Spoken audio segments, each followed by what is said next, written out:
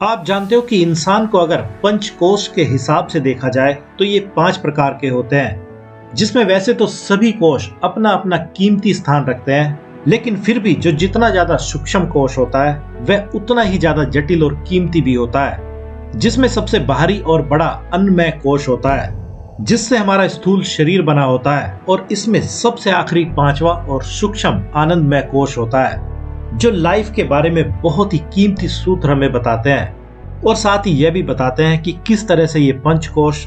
हमारे दूसरे कोशों को प्रभावित करते हैं और हमारी लाइफ को डिफाइन करते हैं। जैसे अगर सबसे बाहरी और पहले पंचकोश अन्नमय कोश की बात करें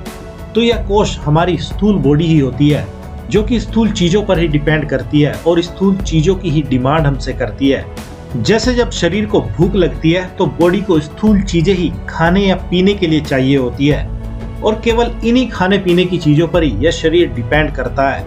और इसी से किसी की बॉडी की हेल्थ पूरी तरह से जुड़ी होती है, क्योंकि जैसे ही कोई अपने खाने पीने की मात्रा में कमी या अधिकता करता है तो उसके अकॉर्डिंग ही उसकी बॉडी में प्रभाव दिखने लगते हैं। लेकिन फिर भी यह कोश पूरी तरह से अपनी मनमानी करने के लिए फ्री नहीं होता है, क्योंकि यह कोश भी दूसरे कोशों पर डिपेंड करता है। उसी के कारण ही किसी की खाने पीने की आदतें भी पूरी तरह से भिन्न होती हैं, जिसके साथ ही दूसरा कोश प्राणमय कोश जुड़ा होता है, जो एक तरफ अन्नमय कोश से भी जुड़ा होता है तो दूसरी तरफ तीसरे कोश मनोमय कोश से भी जुड़ा होता है। और इस दूसरे कोश का सीधा संबंध इंसान की वाइटल एनर्जी से होता है, जिसको हम प्राण एनर्जी भी कह सकते हैं, जो कि 2 तरह से किसी इंसान के पास पहुंचती है, जिसके लिए एक तो सही फूड की आवश्यकता होती है और दूसरी सही तरह से सांस लेने की। और इन्हीं 2 चीजों को अगर कोई व्यक्ति सही से संभाल ले तो वह बहुत लंबे समय तक पूरी तरह से स्वस्थ रह सकता है। लेकिन काश अगर ऐसा सभी के लिए बिल्कुल आसान होता तो कितना अच्छा होता,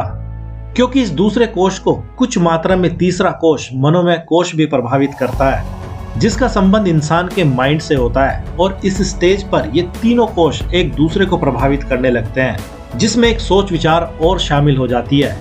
और अब किसी के लिए अच्छे फूड के साथ ही सही तरह से सांस लेने की और साथ ही सही सोच विचार करने की भी जरूरत शुरू हो जाती है। और इसी मनोमय कोश के कारण ही जब किसी इंसान की सोच पूरी तरह से सही हो जाती है तो उसके इमोशंस भी सही से काम करने लगते हैं। वरना जैसे ही किसी के सोच विचारों में गड़बड़ी आई तो उसका संबंध एक ही साथ 5 कोशों से टूट जाता है। और वो इसलिए क्योंकि एक तो मनोमय कोश तीसरे नंबर का कोश है, जिसमें 2 कोश इसके बाहर की ओर है और 2 कोश इसके अंदर की ओर है। और बिना इस मनोमय कोश को समझे कोई भी इंसान इसके आगे की यात्रा नहीं कर सकता है। और यही कारण होता है कि बहुत ही कम लोग इतने लक्की होते हैं कि वे अपने चौथे और 5वें कोश तक सही से पहुंच बनाने में पूरी तरह से कामयाब रहते हैं, क्योंकि यह मनोमय कोश ही मेजॉरिटी ऑफ पीपल को अपने अंदर ही उलझाए रखता है। और अब अगर चौथे कोश विज्ञानमय कोश की बात करें तो जैसे ही कोई भी इंसान अपने तीसरे मनोमय कोश को सही से समझकर इसकी पावर को इसके अकॉर्डिंग ही यूज करने लगता है, तो इसके साथ ही उसका संबंध उस दुनिया की उस पावर से जाने अनजाने ही होने लगता है, जहां पर इस दुनिया की सारी क्रिएटिविटी मौजूद होती है। क्योंकि जैसे ही कोई इस कोश तक पहुंचने लगता है वह बहुत कुछ कीमती क्रिएट करने लगता है, और यह क्रिएशन किसी भी लेवल और फॉर्म में किसी के साथ घटित हो सकती है। और इसी कोश में पहुंचने के कारण ही किसी को ज्ञान की प्राप्ति होने लगती है या होती है,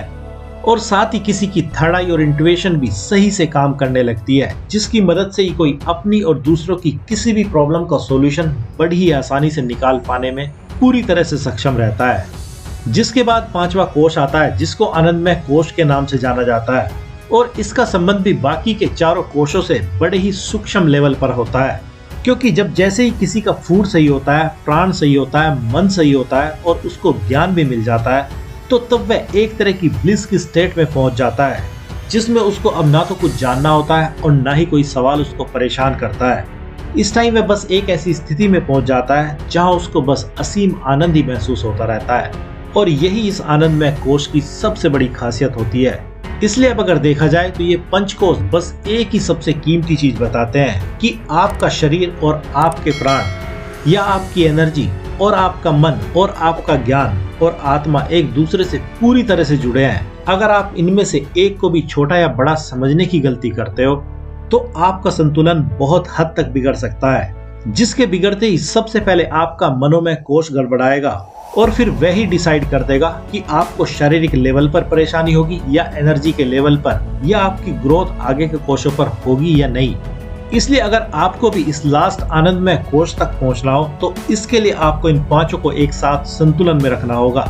जिसके लिए आपको सबसे पहले अपने माइंड को या मनोमय कोश को समझना बहुत ही ज्यादा जरूरी हो जाता है, जिसको और भी डिटेल के साथ जल्दी जानेंगे।